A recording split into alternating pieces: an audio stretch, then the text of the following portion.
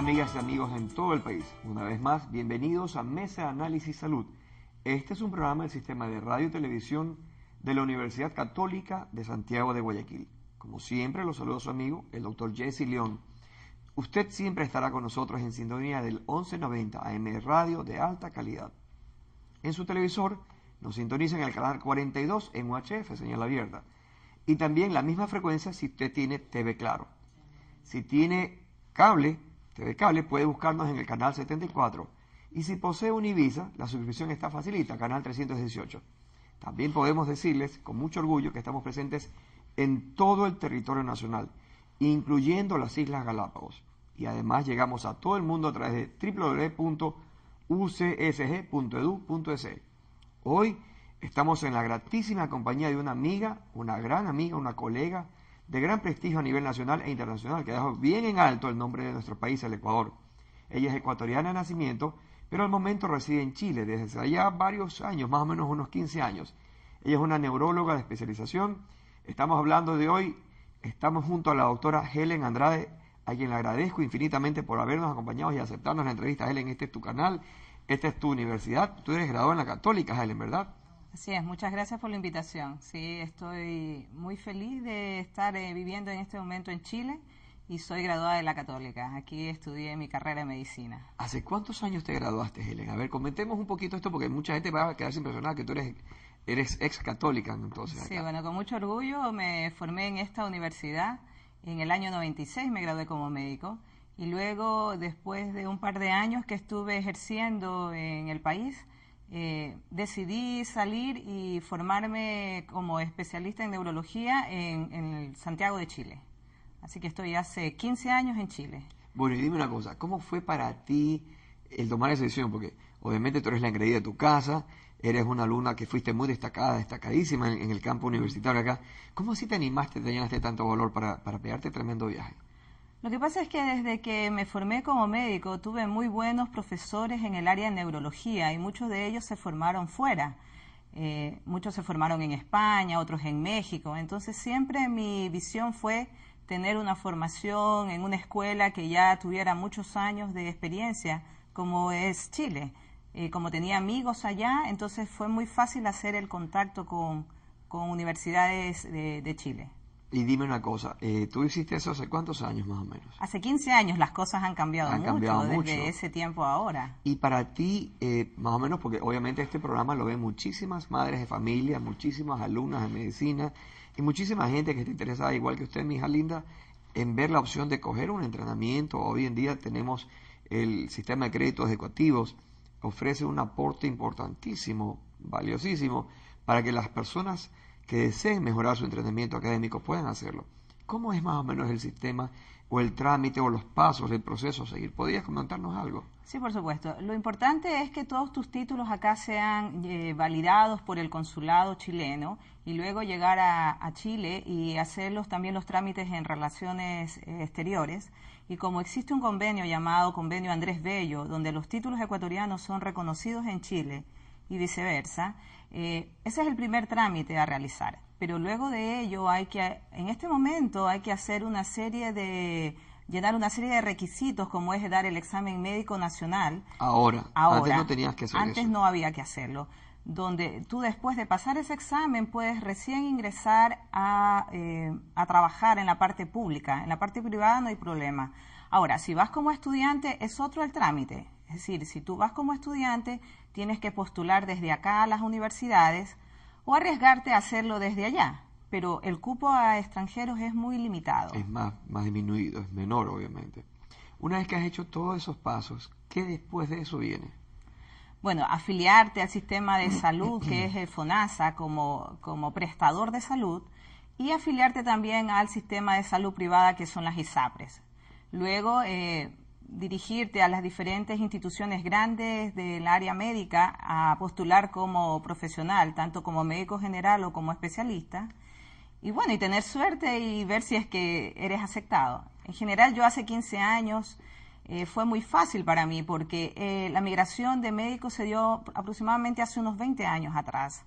y yo postulé a la universidad estando allá, trabajando como médica ecuatoriana en la parte pública, en atención primaria, que son como consultorios donde se atienden patologías básicas, estados de resfrío, menos complejas.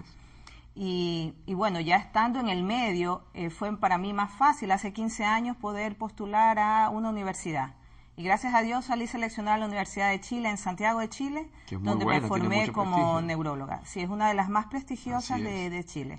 Y dime una cosa, tu posgrado, Helen, ¿cuántos años te toma, primero, graduarte de médico? Eso ya lo sabemos. Después que te gradúas de médico, el posgrado, ¿cuántos años son en Chile para hacerse neuróloga? Bueno, para ser neuróloga en Chile, tú basta postular como médico general y son 3 años de posgrado. Pero yo hice un año adicional de neurofisiología, que es como una subespecialidad en la neurología, que es especializarme sobre todo en la patología de los nervios periféricos y de músculos a través de los estudios de electromiografía y velocidad de conducción. Eso es buenísimo. Es una subespecialidad que también es muy reconocida allá, porque es una área como mucho más compleja de la neurología y que a muchas personas no les gusta, pero que a mí me apasiona. Perfecto. Y ahora vamos a entrar un poquito en calor. ¿Qué te parece si hablamos algo que se llama neuropatía? Porque si ese es el tema tuyo, creo que mejor que usted nadie nos lo va a decir en el canal. Primero que nada, Helen, ¿qué es neuropatía? Bueno, en general, al hablar de neuropatía estamos hablando de un compromiso de los nervios periféricos. Los nervios periféricos son estructuras nerviosas que salen desde la médula espinal y a través de una formación de fascículos. Tenemos también una imagen que podemos mostrar. Perfecto, vamos a pedirle a nuestras amigas y amigos de producción, a Nancy, la jefa de este programa, que por favor, ahí tienes esto, mira qué lindo. Entonces toda una estructura de un nervio está formada por una serie de axones, tanto mielínicos como amielínicos, y una estructura que lo recubre, como es el tejido conectivo, vasos sanguíneos y de una serie de capas que forman los nervios periféricos. Es decir, este diagrama, este dibujo que tienes aquí, es de un nervio. Es de un nervio. Es de un nervio. El compromiso de esta estructura es lo que llamamos neuropatía. Es decir, cuando esa imagen en la vida real, ese grupo de nervios que están acumulados en ese gran nervio se lesionan. Usualmente, ¿por qué pueden haber lesiones en este tipo de estructuras, Helen? Bueno, el nervio periférico es una estructura muy sensible. En general, enfermedades de tipo metabólicas, enfermedades de tipo carenciales, falta de vitamina, enfermedades de tipo autoinmunes pueden afectar el nervio. Y muchas veces los pacientes, teniendo estas enfermedades, nadie les dice que hay un compromiso de nervio periférico. Viendo esta imagen, y tú mencionabas enfermedades metabólicas, la diabetes, por ejemplo, estaría incluida en esta, es la principal. La diabetes es la principal patología que afecta a los nervios periféricos y se manifiesta de muchas maneras. Eso te iba a decir, un diabético, ¿cómo se encuentran sus nervios periféricos? ¿Qué le pasa a esos pacientes? En general, el diabético tiene una lesión el diabético comienza con lesiones casi imperceptibles, es decir, él comienza a tener trastorno en su sensibilidad, tanto de plantas de pies, comienza a sentir cambios de temperatura en sus piernas, sienten los pies como calientes y no saben a qué atribuirlo, a menos que llegue a un neurólogo que le haga una evaluación adecuada con pequeños filamentos o con un martillo de reflejos para determinar cómo están sus reflejos, y nos determina que la abolición de reflejos, aquí estamos viendo, uno puede usar unos pequeños filamentos para poder determinar puntos de sensibilidad que comienzan a disminuir en pacientes con diabetes. Eso es lo que se llama la neuropatía del diabético, en este caso empieza en el pie diabético, que es muy comúnmente. Es muy común. Y usualmente el diabético, mi querida doctora Helen Andrade, famosa neuróloga ecuatoriana residente en Chile, ¿a qué se debe el excesivo cuidado de un diabético con sus pies? ¿Por qué? ¿Por qué son tan delicados los pies del diabético? Lo que pasa es que los nervios periféricos, como tienen un proceso de microcirculación, los niveles irregulares de azúcar pueden comenzar a generar un daño en la vasa nervorum del nervio, y por eso lo más distal es lo más comprometido, porque es lo más, como que tiene más delicadito el paciente diabético. Ahora, el problema es que también hay un trastorno de tipo autonómico y el paciente también comienza a tener otras complicaciones que pueden llevar hasta un infarto en un paciente diabético. En estas zonas específicas.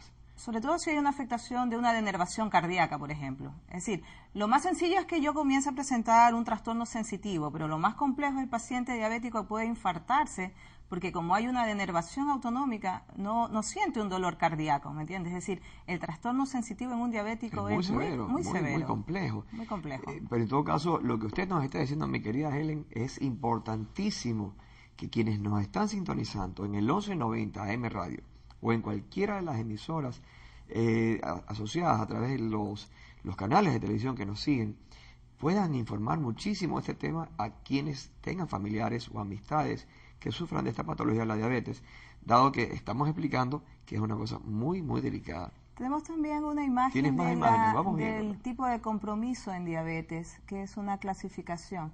Es decir, la diabetes es una enfermedad demasiado compleja y en la parte de la medicina, ¿no? Sí, en el sistema nervioso, en cuanto a la neuropatía, es muy variada. Es decir, hay pacientes que debutan con una caída de párpado, una ptosis, y eso es un compromiso del tercer par. Y muchas veces los médicos tienden a confundir pensando que es un aneurisma, pero si uno claramente como neurólogo determina cómo está la función pupilar, se da cuenta que si no hay compromiso de pupila es un tercer par diabético. Es un tercer par diabético que no hay que darle mucha vuelta, ni pedir resonancia, ni llenarse de exámenes. Es un control más rápido. Exactamente. También tenemos los neuropatías, mononeuropatías, donde puede solo afectarte un miembro, donde puedes tener más facilidad de hacer un túnel carpiano, también por ser diabético, y muchas veces te operan de un túnel carpiano, y luego de un tiempo vuelves a hacer el túnel carpiano de un brazo o de otro, y es una patología que lo ven mucho los traumatólogos, pero uno como neurólogo se da cuenta que si un diabético está descompensado, es decir, no tiene mucho sentido operar, ¿me entiendes? Porque no se justificaría, porque no es un problema de ligamento transverso del carpo que está presentando allí. Sobre todo el diabético acumula mucho material amiloide en esa zona del carpo y muchos pacientes terminan operados, pero no tiene mucho sentido el resolver el problema a través de la parte quirúrgica. Lo más importante en un diabético es mejorar el nivel de glicemia. O sea, su azúcar hay que mantenerla en niveles más próximos a lo normal. Exactamente. Yo lamentablemente en Ecuador se come muy rico, pero el problema en Ecuador es que el diabético no tiene un orden en su control alimenticio, y eso es muy complicado. Y lamentablemente en este punto debo darte la razón, porque tú sabes que tengo amigas y amigas que tienen familiares diabéticos y me dicen, Jesse, es que aquí tú tienes tanta diversidad de comida y tan predisponente el tema alimenticio para que se te suban los niveles de azúcar, que es difícil. Es que así como que luchar contra una comunidad que te dice, mira, cómete esto, que se te sube el azúcar y te vas a complicar. Por ahí va el tema, que creo que por suerte tenemos hoy en día una escuela de nutrición aquí en la Universidad Católica y estamos observando que cada vez hay más alumnas que salen con excelente formación, muchos muy buenos nutricionistas, dietistas que están preparando a la gente, y obviamente eso está mejorando el asunto de la alimentación en Ecuador. Pero sin embargo, llegar a toda la comunidad va a ser muy difícil, y gracias a gente como ustedes, Helen, que vienen a este canal, vienen a la radio y nos colaboran muy gentilmente con su sabiduría, con su información, podemos ir ayudando a que la comunidad se vaya preparando y no cometamos este tipo de errores. Helen, tú has dicho algo que es importantísimo, es decir, que este paciente que es diabético puede tener una mononeuropatía de un brazo, se arregla el tema pensando que era quirúrgico y de repente debuta con el brazo del lado opuesto. Así es. ¿Qué haces en esos casos?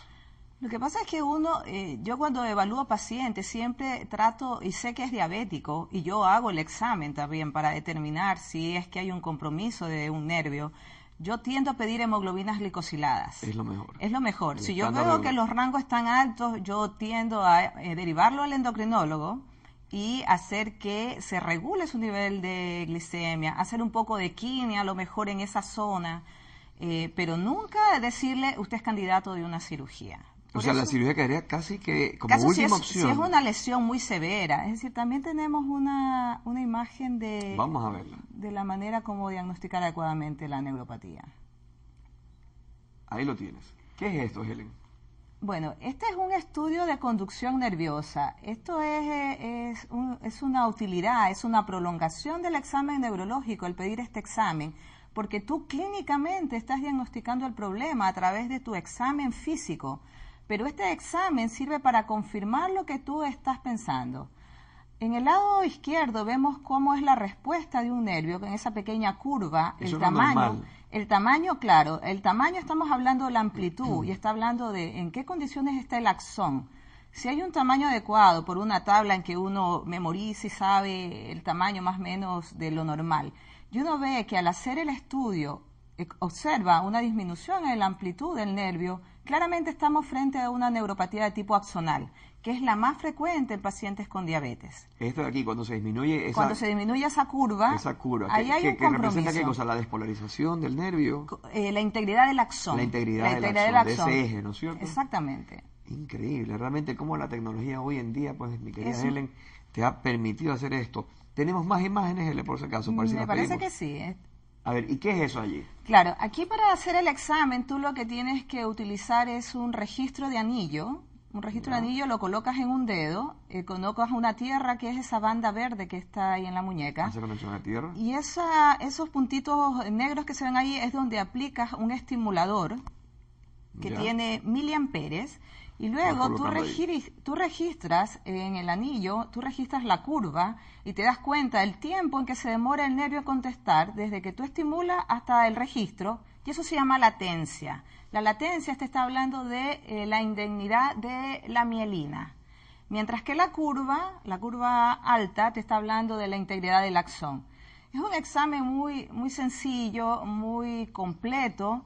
Bueno, sencillo para mí que me dediqué un año entero en estudiarlo. Para ti es comodísimo, pero sí. Para los que somos neófitos, el asunto es como hablar de física cuántica, de algo muy complejo. Bueno, es un poco complejo cuando tú te inicias en el estudio de esto. Que revisar en esto. Sí, tienes que saber memorizar muchos valores y saber exactamente dónde tienes que aplicar los estímulos y en dónde registrar, pero que para un neurólogo es vital. Es el pan nuestro de cada día. Así es, y donde se deriva mucho de otras especialidades, no solo un neurólogo. Es decir, a mí me llamaba mucho la atención hace 3 años atrás que colegas traumatólogos me decían que el examen es muy poco solicitado, y yo me sorprendía de esa respuesta. Esas cosas suceden porque en Chile es un examen muy útil para el diagnóstico. ¿Qué te parece si para las personas que nos sintonizan les vamos a dar un espacio de respiro, de sosiego, de reposo, para que sigamos hablando después de tanta información en el siguiente espacio que vamos a tener, para que las chicas, los chicos, las damas, los caballeros que nos están siguiendo digan, vamos a coger el celular, vamos a mandar un mensaje por Twitter, por Facebook, a avisar a la gente que corra la voz en el barrio que tenemos en Mesa de Análisis y Salud de la Universidad Católica, en UCSG, el Sistema de Radio y Televisión, a Helen Andrade, prestigiosa amiga y gran neuróloga, que está dándonos información sobre las neuropatías. No se vaya, continuamos con ustedes al retorno.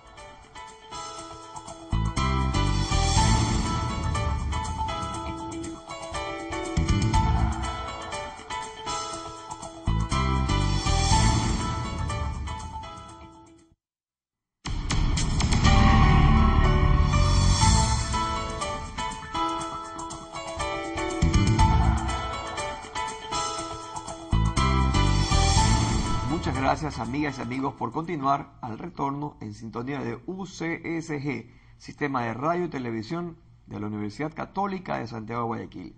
En este instante continuamos con la entrevista que le realizamos a la doctora Helen Andrade, neuróloga de muchísimo prestigio nacional e internacional, hablando de la neuropatía. Helen, en el primer bloque, usted, mi hijita linda, nos hablaba de lo importante que es hacer un buen estudio, un buen análisis, pero me decías en el receso que tienes otra imagen que creo que es importante y crucial que la veamos. Vamos a pedirle al sistema de arriba de consola central que nos enseñen esa imagen para ver la posibilidad, aquí está, de que tú nos la expliques. ¿Qué es esto, Helen, por favor? Claro, sabemos mucho que en el país a lo mejor no tenemos acceso a la tecnología de poder realizar un estudio de electromiografía de velocidad de conducción. Pero un médico general puede diagnosticar una neuropatía, un estudiante de medicina, sabiendo utilizar adecuadamente su martillo de reflejos. Sabemos que, si bien es cierto, hay una disminución de la sensibilidad. Aquí estamos evaluando la sensibilidad profunda a través de los reflejos aquilianos o rotulianos, Y la ausencia de estos reflejos nos está hablando de que ya hay un compromiso de los nervios periféricos. Basta con ese examen, ya tú tienes una idea clara de qué es lo que está pasando. Es una gran ayuda el poder evaluar a través de los reflejos y determinar que su disminución en un paciente diabético nos está hablando de que ya hay un compromiso.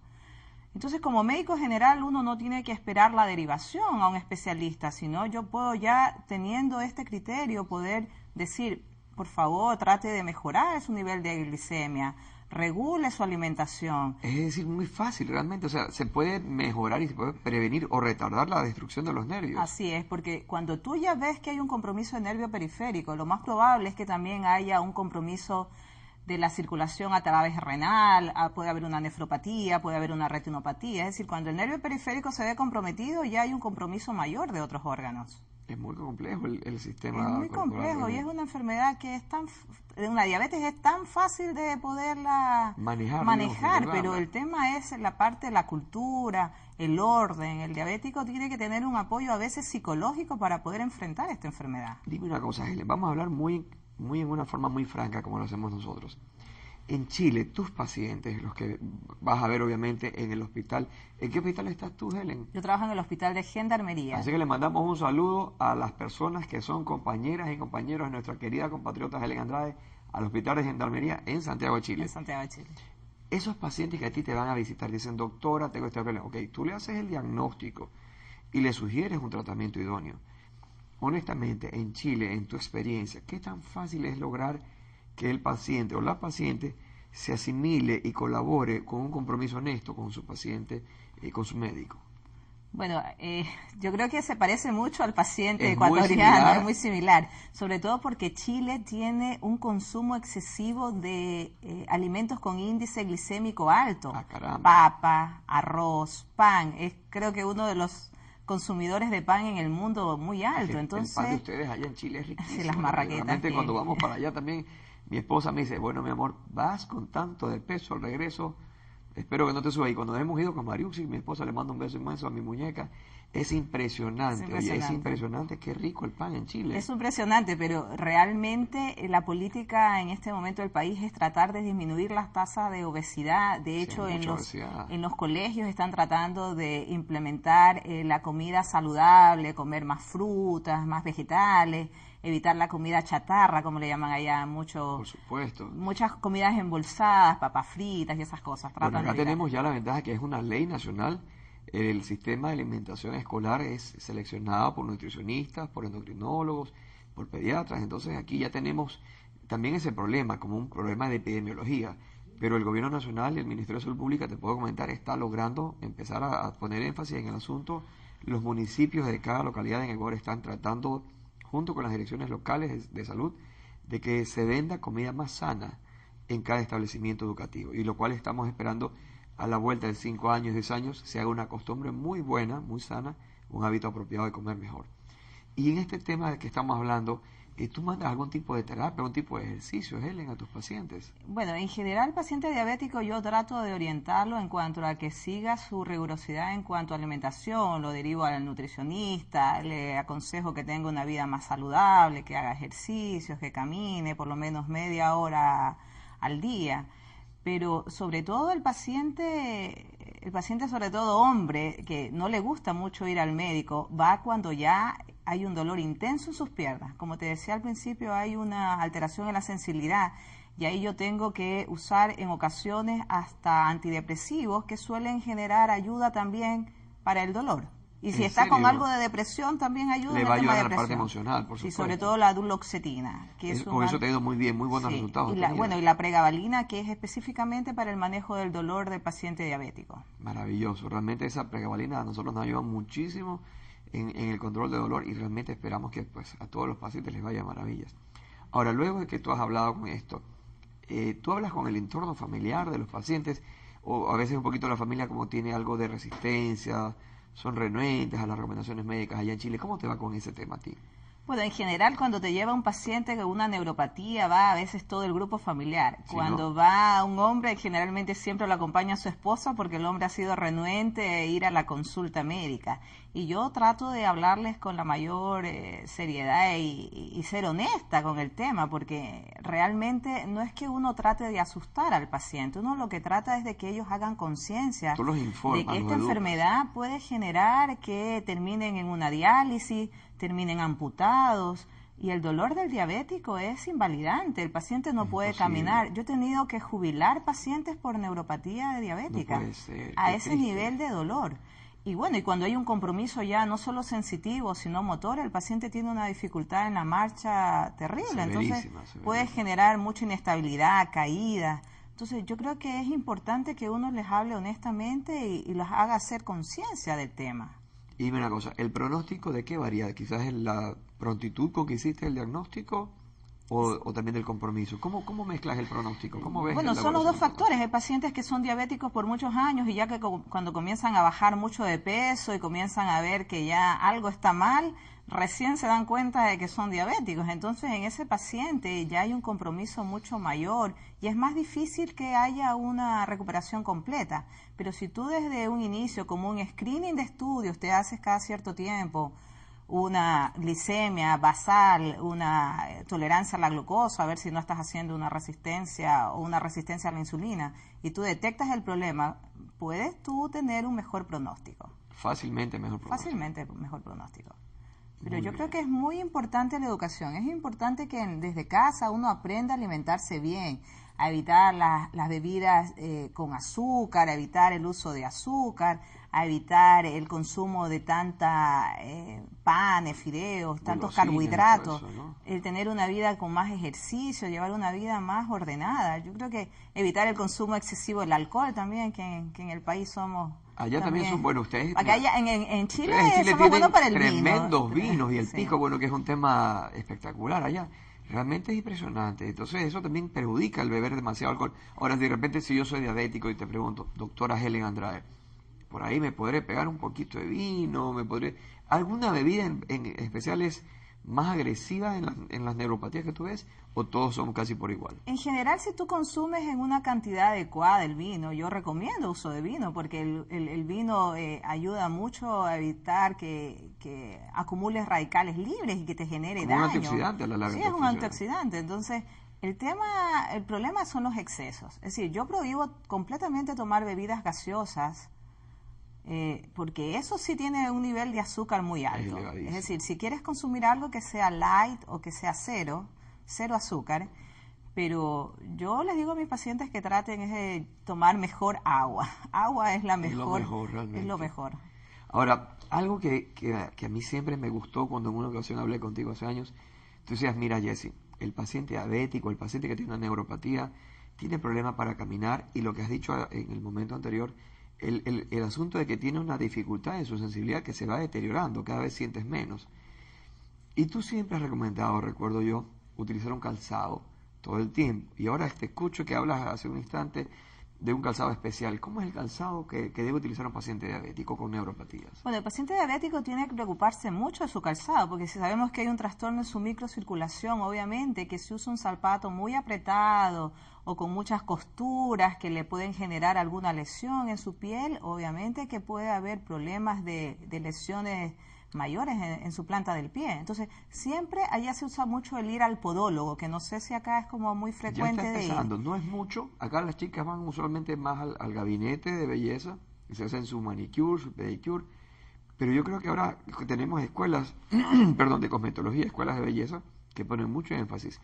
Y sé que están empezando a llegar algunas podólogas y podólogos de buen nombre, buen prestigio, que seguro tendremos que invitarlos al programa. Sí, seguramente que sí. ¿Cómo es la relación de tus pacientes con el podólogo? ¿Qué les indicas tú? Es súper importante. Yo les recomiendo mucho ir al podólogo. Es decir, yo veo un pie que está con un crecimiento de uñas o con alguna lesión pequeña. Si tiene que ir a una enfermera que le ayude a hacer una adecuada curación para una buena cicatrización. Y al podólogo, la persona no puede intervenir en sus uñas. Es decir, eso está totalmente claro. Es decir, esa persona no debe hacerse por sí sola el corte de cueritos, de uñitas, nada. Nada, porque eso sí es una situación de riesgo. Perdón. Y usar los zapatos, si es posible, con unos buenos calcetines. Allá se usa mucho calcetines con material de cobre, como tenemos tanto cobre en Chile. A ver, ¿y por qué utilizan cobre? Cuéntanos. Porque evita la transpiración, evita ¿Sí? que se humidifiquen mucho los pies. Y que dejan hongos, Claro, mal olor y todo es eso. muy bueno. No sé si acá está llegando, pero Mira, yo si acabo de alguien está enterarme. interesado, que importe Por supuesto, es calcetines de importantísimo. cobre. Eso de repente, bueno, acá quizás no tenemos tanto frío, acá tenemos más calor No, en pero la zona de la costa. pero la transpiración con el Es nivel de tremenda, humedad es terrible. es tremenda. Pero en cambio, la gente que vive en la zona de la serranía ecuatoriana, que es muy bella nuestra sierra, pues también podrían aplicar a utilizar con cobre sus calcetines. Exactamente. Y eso mejora el tema de la transpiración, Helen. Así es. Ay, qué Sobre maravilla. los deportistas también lo están usando mucho. ¿Sí? Y les da muy bien, muy buenos resultados. Muy buenos resultados. Espectacular. Vamos a tener que hacer eso. Por si acaso, hay una diapositiva más. Tú nos contaste que tienes una página en internet casualmente donde puedes dar información a tus pacientes y a quienes deseen pedirte información te la solicitan y que tú ves pacientes no solamente de Chile, sino de Ecuador, de Colombia, de Perú, de otros países que te escriben y todo. Vamos a pedirle a producción que nos presente la página para que las personas que están interesadas en pedir más información al respecto, aquí la tienes. Es www.dra, que significa doctora, Helen con H, Andrade.cl. Les repetimos, chicas, www.drahelenandrade.cl, o sea, doctora helenandrade.cl, que es el punto de Chile, pues, ¿no es cierto? Cuéntanos aquí, ¿qué tienes en estas páginas en internet? Bueno, esta página fue creada porque muchos de mis pacientes necesitan información, no solo la parte verbal que les comunico, Claro, sino que un tratan de recordatorio saber finísimo. un poco más sobre diferentes patologías que vemos como neuróloga y puse patologías como muy frecuentes como la demencia, el Alzheimer, por qué a un paciente le puede doler tanto la cabeza, qué es una neuropatía Puntos de diabética. referencia, ¿no es Claro. cierto? Es decir, sobre todo es una página educacional. Y yo por eso recibo muchos correos, muchas consultas de ¿Y todas qué es lo que partes más del te mundo. preguntan? A ver, Helen, vamos a hablar aquí en confianza. ¿Qué es lo que más te preguntan los internautas, los cibernautas que te dicen, doctora, he visto su página, tengo tal cuestión? ¿Qué es lo que más te preguntan en Chile o de afuera? ¿Qué es lo que más te consultan? Es súper variado. Me preguntan mucho sobre neuropatía diabética. Porque, muchísimo, ¿no? Sí, porque la diabetes yo creo que es un mal mundial y es demasiada las pacientes. Me preguntan si el examen que yo realizo duele. Es una pregunta que es muy frecuente porque yo les presenté la parte del estudio de conducción nerviosa, pero la segunda parte del examen hay que colocar unos pequeños electrodos que son como agujas en los músculos. Y toda la gente recuerda esa parte del examen. Entonces me preguntan mucho, ¿el examen duele? Yo le digo, depende de la tolerancia de cada paciente. Yo creo que son como el doctor Jesse León. Yo soy, bueno, te voy a contar aquí para la gente que nos honra con su aceptación a través de la pantalla y de los parlantes. Yo soy flojísimo, pero tú sabes que mi mamá, mi papá, todo el mundo me da ánimo, mi esposa, mi suegra, mi suegro, todo eso dándome la mano. Tú la ves a Noralma, mi asistente, llama a 4, 5, 8, 10 enfermeras para que me pueda dejar pinchar la nalga o lo que sea. Yo soy flojísimo. Y me imagino que todos los que somos igual de flojos que el doctor Jesse León tienen esa sensación de temor ante los pinchazos, ante las agujas. Y creo que es por eso el tema que va contigo. Bueno, de hecho, la mayor cantidad de pacientes que tengo problemas cuando muestro la aguja al realizar el examen son hombres. No, qué vergüenza. Los hombres somos los abanderados de la flojera aquí. No, pero me preguntan mucho temas como por qué a alguien le duele tanto la cabeza, qué pasa si estoy comenzando a tener ciertos olvidos, es decir, mucho sobre la patología de demencia. ¿Se ve mucho en Chile esto o qué pasa? Se ve mucho en Chile. ¿Ah, sí? Es decir, igual las familias están preocupadas cuando ya comienzan a observar que algún familiar tiene algún grado de deterioro en su parte mental o cambios anímicos, no teniendo antecedentes de problemas de ánimo. Un paciente mayor comienza a decaer en su ánimo. Es posible que sea un inicio de una demencia. Muy probablemente. Muy probablemente. Qué pena, ¿no? Realmente la belleza de la persona no solamente está en lo físico, porque lo físico, tú sabes, es como la flor, se va marchitando al pasar el tiempo, nos pasan las facturas. Pero una de las cosas más lindas es la memoria, los recuerdos, las relaciones interpersonales, que eso se va deteriorando severamente. Te digo porque mi abuela materna pues pasó una cosa terrible, ella falleció con Alzheimer. Y eso pues hoy decía la gente que nos visita por páginas o nos dice, ¿sabes qué? Me está queriendo visitar el alemán, porque fue un doctor alemán. Cuéntanos un poquito esa historia del alemán este. Bueno, el doctor Alzheimer fue el que descubrió esta enfermedad, pero desde que él la descubrió hasta la actualidad han habido una serie de investigaciones que se han llevado a cabo. ¿No? Claro, es decir, lo realmente que ocurre es una alteración a nivel del cerebro, acumulas un beta amiloide que comienza a generar el daño a nivel de la función neuronal, hay una disminución de la estructura de tu cerebro, la funcionalidad del temporal comienza a disminuir, que es el área donde está mayor la memoria. Y bueno, es un tema complejo y lamentable para la familia. Y eso es decir que es un problema del sistema nervioso central del cerebro, mientras lo que tú me estás hablando ahorita es más periférico. Exactamente. Mire que las chicas, los chicos que nos están siguiendo ahorita van a tener más clara la película, que el sistema nervioso central es uno y el periférico es otro. Así y que obviamente la neuropatía es periférica y el Alzheimer es central. Esperemos que con esto haya quedado clarísimo para que la gente que nos está siguiendo se pueda tomar un segundo receso. Chicas, chicos, tienen la segunda descansada, luego tendremos la segunda llamada para que ustedes puedan ir, tomarse un sándwich, beber algo sano, doctora. Si uno a la final un poquito de vino, dice usted, no le hace daño a nadie. Sí, seguro. ¿Ok? A la final estirar el cuerpo, mover las piernitas, mientras volvemos enseguida al retorno con la entrevista con la doctora Helen Andrade. Ya volvemos, no se nos vaya.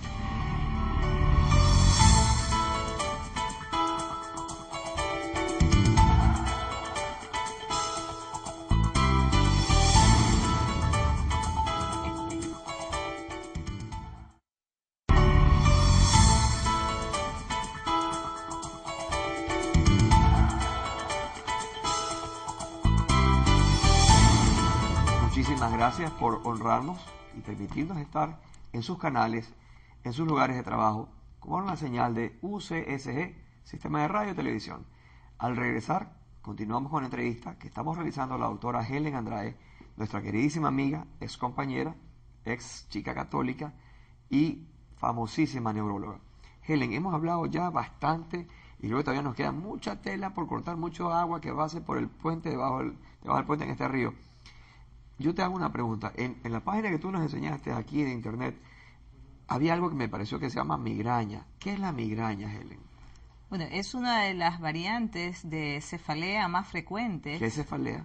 Un dolor de cabeza. Dolor de cabeza. Dolor de cabeza. A ver, chicas, papel y lápiz, anoten. Cefalea es dolor de cabeza y esa cefalea puede ser llamada migraña. Claro, la migraña, es decir, los pacientes también se confunden, a veces me preguntan, doctora, yo tengo una cefalea. La cefalea es un tipo, la migraña es un tipo de cefalea. Es un tipo Hay de cefaleas de tipo vasculares y eso es una migraña. También es llamada jaqueca.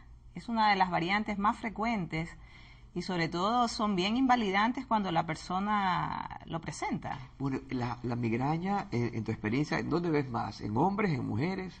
Es más frecuente en mujeres, sobre todo también tiene una carga genética, hereditaria. ¿Ah, sí? Y si hay una línea materna que tiene migraña, lo más probable es que uno se saque... Por ejemplo, yo me enamoro de una muchacha, bueno, yo ya estoy casada, pero imagínate que mi hijo se enamore de una chica muy bonita y todo, y la chica tenga migraña, muy probablemente su mamá, su abuelita tuvieron migraña. Así es. Y quizás si tienen niñas, sus niñas podrían tener migraña. Así es muy así frecuente. Así de marcada es la migraña.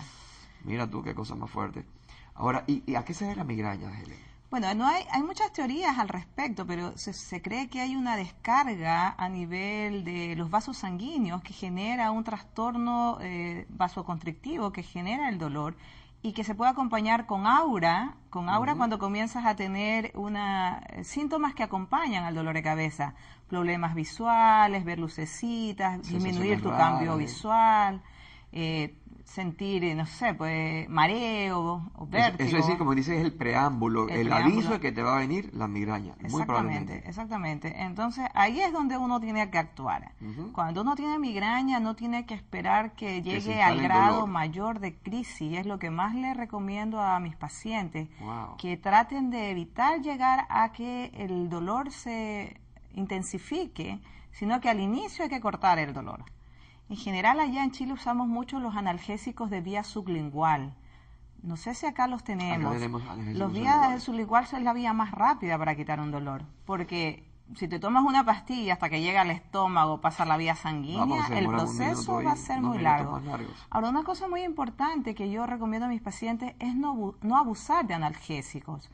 los pacientes tienden a abusar de ergotamínicos y de triptanos y eso genera cefaleas refractarias. Es muy importante que el paciente esté claro de que no hay que automedicarse.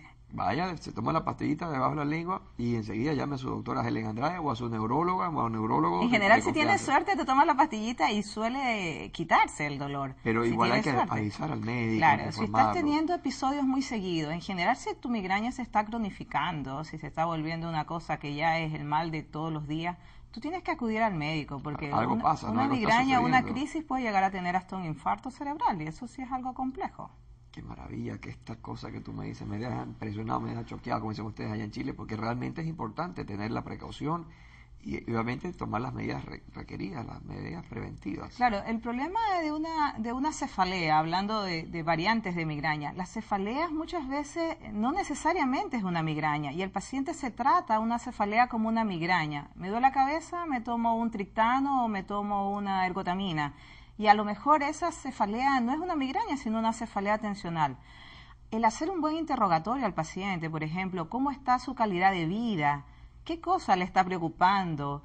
¿Está a lo mejor un poco deprimido? Si ronca en la noche, es la pregunta vital que yo le hago a mis pacientes. En la noche, ¿qué pasa? Si ronca en la noche, pacientes que dicen, me levanto en la noche con dolor de cabeza. Ajá. Y tú le preguntas a la señora, ¿y su esposo ronca?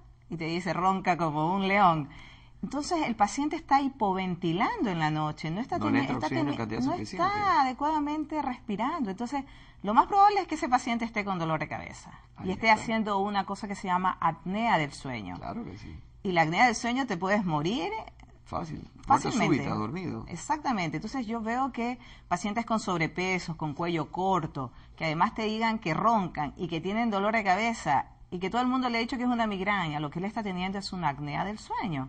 Entonces, yo creo que es súper importante a los familiares de alguien que sufre de migraña o de cefalea que se den cuenta de qué manera ese paciente está durmiendo. Y el médico general hacer un interrogatorio adecuado de cómo es la calidad del sueño del paciente. Hay otras ocasiones de que los pacientes tienen sueño superficial y no llegan a un sueño profundo y lo más probable es que el paciente se levante con dolor de cabeza. Tiene microdespertares muchas veces también. Exactamente. Entonces, yo creo que un buen interrogatorio del médico puede dilucidar, a lo mejor no es una migraña y es otro tipo de una cefalea secundaria a una mala calidad de sueño o una apnea, a una hipopnea. El problema es que diagnosticar la apnea es un tema complejo porque necesitas hacerte exactamente una polisonografía que es un examen bien complejo. Claro, si tienes que irte a clavar al hospital, ahí te ponen electrodos y un poco de cosas, pero bueno, vale la pena porque te puede salvar la vida, por lo que has dicho, Helen. Así es, porque el migrañoso, su calidad de vida lo ve muy, muy deteriorado. Ahora, dentro de esas preguntas y consultas, ¿qué más ves allá con tanta frecuencia, Helen? Bueno, en general veo pacientes con Parkinson, epilepsia. ¿Qué es el Parkinson, Helen? ¿Qué es la enfermedad de Parkinson? A ver. El Parkinson es una enfermedad también un poco compleja porque lo que hay es una degeneración de una sustancia que se llama sustancia nigra del cerebro, donde se produce la dopamina. Entonces, si tú disminuyes la producción de dopamina, vas a producir alteraciones en cuanto al control de tus movimientos. Puedes comenzar con pequeños temblores distales, sobre todo en reposo, porque no hay que confundirlo con el temblor esencial, que es un temblor más que todo de acción. Comienzas a tener lentitud en tus movimientos. Y una cosa muy frecuente que se ve en pacientes con Parkinson es que disminuyen el olfato. ¿Ah, sí? Así eso que es un esa aviso es una de que pregunta posiblemente de que, sí, de va relacionado muy hecho hay test que te evalúan cómo está tu olfato. Y a través de eso tú puedes detectar que el paciente puede ser que vaya a iniciar un Parkinson. ¿Hay algún tipo de tratamiento innovador en el Parkinson, Helen, que tú puedas comentarnos? Bueno, hay muchos tratamientos. Lo que uno trata de evitar es el inicio, comenzar a usar levodopa. Uno trata de usar agonistas dopaminérgicos que traten de regular un poco el tema del control de la dopamina, pero lo que uno trata al principio es evitar usar el otro medicamento, que es la levodopa. Pero sobre todo uno recomienda una actividad física, porque la rigidez que provoca el Parkinson también limita mucho al paciente. Entonces uno les recomienda mucha actividad física. Y con eso vas a mejorar la producción. Con eso mejoras un poco la parte motora. Perfecto. A ver, hemos hablado de neuropatía, específicamente la del diabético, creo que es la que más hemos hablado. Hemos hablado de A ver, Helen. Cefalea, Eso, migraña. te estoy tomando la lección Sí, a disimulo. ya veo. Perfecto, y vamos a hablar de Parkinson. Esas 3 enfermedades, y junto con esta, ¿hay una o dos más que nos puedas comentar de la que a ti más te consultan en Chile?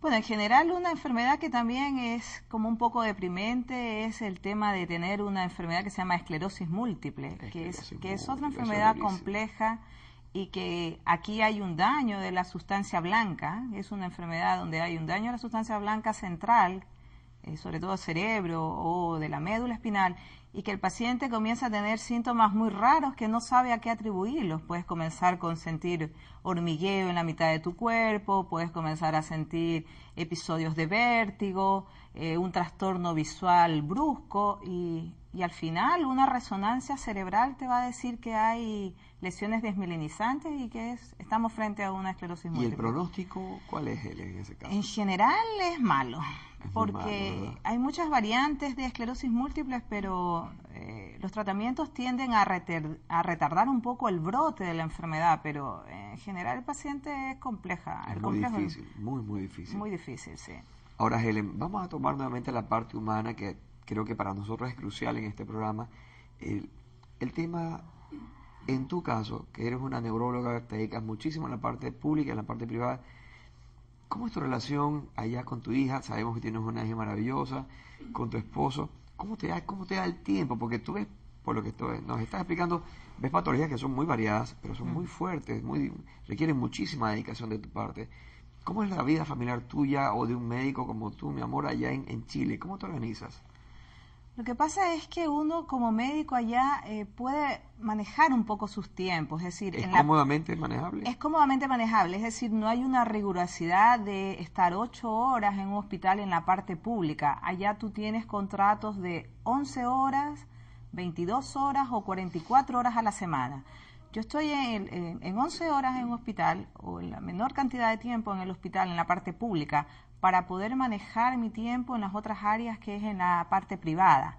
Y en la parte flexible, en la parte privada yo doy ciertas horas de trabajo y luego tengo tiempo hasta para pintar, entonces imagínate. Yo sabía que tú pintabas, pero no me imaginé que ya estabas estudiando tanto pintura ahí. Sí, estoy en curso de pintura hace 3 años y bueno, ahí tengo varias aparte obras eres mías. madre, aparte eres esposa. ¿Cómo te organizas en la parte familiar? ¿Qué te dice tu esposo? ¿Tu esposo es médico? Mi esposo es psicólogo, es dedicado a la neuropsicología. Qué bonito. Mira, y como él conversa muchísimo del tema. Bueno, sí, porque él se especializa en detectar precozmente el Alzheimer a través de adecuados o de demencias, adecuados test. Así que conversamos mucho en el tema médico, pero... Bueno, porque dile que está invitado. La próxima vez que venga, si es que él viene, me lo trae, porque realmente eso para nosotros es importantísimo. Son cosas que tenemos que hablar, que tenemos que informar a la comunidad.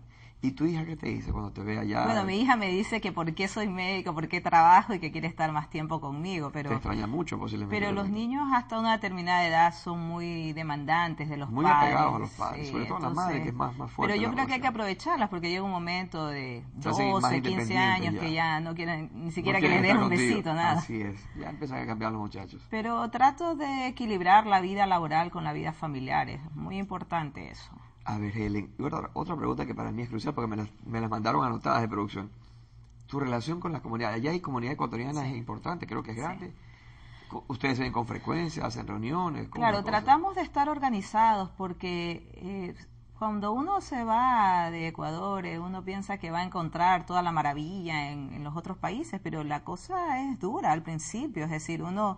Igual es visto como un médico extranjero que llega a otro país, que tiene que valérsela solo. Y hasta que ganas tu nombre, hasta que ya te reconocen y ven que tú eres una persona responsable, dedicada. Entonces ahí la gente como que te da mayor apertura. Entonces nos hemos unido en una agrupación que se llama Asociación de Médicos Ecuatorianos en Chile, que también es una agrupación que trata de ayudar a la comunidad chilena. Qué bien, claro. Tenemos también una página que es www.medicosecuador.cl, que también es una página de orientación y de educación a la comunidad chilena.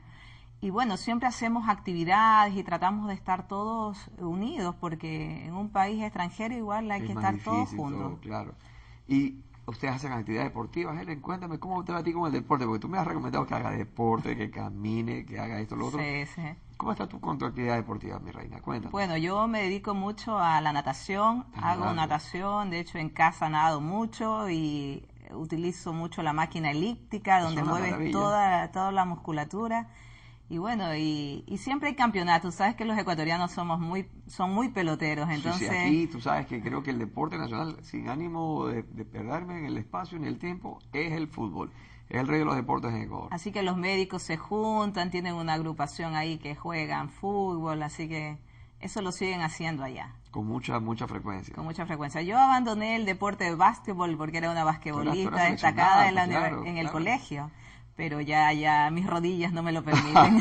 Sí, ¿no? Oye, a ver, y dime otra cosa. En la comunidad chilena, bueno, ante todo queremos darle las gracias como país al pueblo chileno porque es un pueblo pues demasiado buen anfitrión. Las veces que hemos tenido el honor y el gusto de pisar tierra chilena nos han tratado pues como a príncipes. Realmente Chile se caracteriza por eso, por ser muy noble, muy bueno, una linda gente. Tiene unos vinos deliciosos, tiene una gastronomía, una comida muy exquisita, muy variada. Y sobre todo el corazón de su gente. Yo aquí en Ecuador tengo chilenos, amigos que son realmente, me han hecho sentir chilenos en Ecuador, me han hecho sentir parte de su familia. Les mando un saludo inmenso a mis amigos chilenos, tanto en Ecuador como en el resto del mundo, y sobre todo a los de Chile. Dime una cosa tú, la opción de ustedes viajar, porque estás en Chile, ustedes viajar, tú tienes un padre, una madre maravillosa, que les mando un saludo a don Osvaldo, a tu mamita, que es muy amiga nuestra. ¿Cómo va la relación con tus padres, con tu hermana, con tu tío, toda esa gente? ¿Tú vienes a Ecuador con frecuencia o ellos van allá? ¿Qué es más fácil para ustedes? En general, ellos viajan más que yo. A ellos les gusta viajar, entonces le van a ver a la nieta. Claro, porque tú sabes que ya cuando tienes niños que están en el colegio es más complicado el viajar. Ahora aproveché por las vacaciones, que allá son de verano. Por supuesto. Entonces, ellos viajan mucho más para allá. ¿Y quién es más pegado a tu hija? ¿Tu papá o tu mamá? A ver, aquí vamos a definir eso. Yo creo que mi mamá, porque es la que más está con ella, pero igual Mi hija disfruta mucho también de su abuelo. Y cuando viene acá, ¿con quién se pega más? ¿Con tu papi, con tu mami? Con los dos. Con los dos. Ella es muy, como le dicen allá, regalona. Uy, Dios mío, es el corazón de todos. Sí, bueno, y cuando están allá disfrutan de estar con ella, pasear, y papá tomarse un buen vino. Perfecto. Mira, que hemos con esto explicado a la gente que no todo es trabajo, no todo es dedicación al trabajo, y que también, por salud mental, tomarse un descanso. ¿Qué te parece si por salud mental le decimos a nuestras amigas y amigos que nos están sintonizando, vamos a hacer el último receso del programa para que ustedes, chicas y chicos, puedan volver a anotar la página, la doctora www.doctorahelenandrade.cl, y avisen a sus amigas, a sus amigos que estamos entrando muy pronto al último bloque de Mesa de Análisis Salud en la entrevista con la doctora Helen Andrade. Ya volvemos.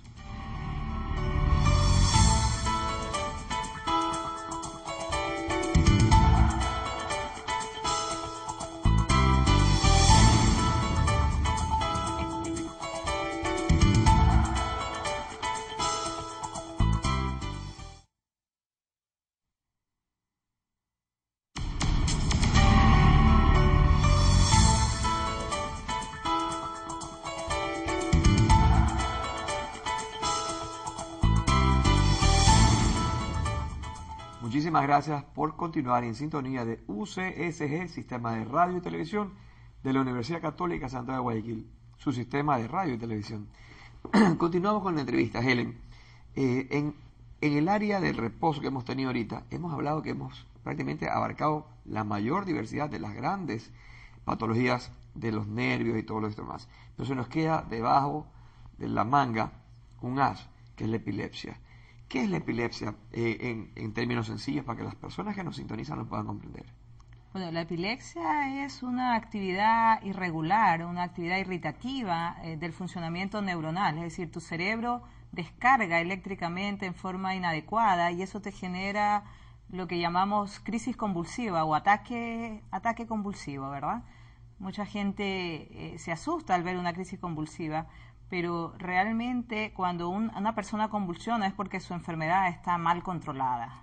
Es mal controlada. Ahora, ¿qué tratamiento le dan ustedes hoy en día en los avances que tenemos para la epilepsia? Bueno, en general, cuando uno diagnostica una epilepsia es como importante saber el tipo de epilepsia que es, si es una crisis parcial o una crisis generalizada. Para eso hay de utilidad un buen testigo que nos informe qué fue lo primero que ocurrió en el paciente. Hay pacientes que comienzan con movimientos de brazo o con pestañeo. Eso te está indicando que está comenzando por algo parcial, que luego al perder el conocimiento se generalizó.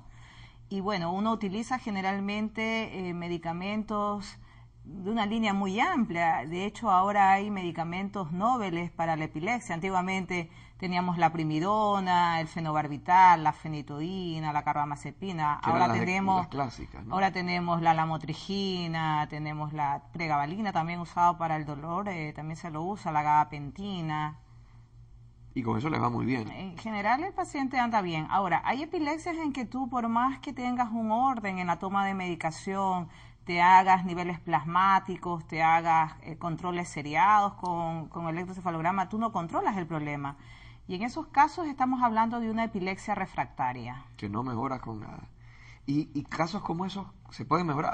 Ahí se habla acá en Ecuador, tenemos en el Omni Hospital los grupos médicos que trata el tema con asuntos quirúrgicos. ¿Ustedes lo están haciendo en Chile también ya? Claro, lo que pasa es que para que tú seas candidato a considerar que tu epilepsia está muy manejada, yo creo que hay que hacer estudios bien completos. Muy precisos, así Estudios funcionales de tu cerebro a través de resonancias funcionales, colocar a veces electrodos in situ para determinar exactamente dónde está el foco.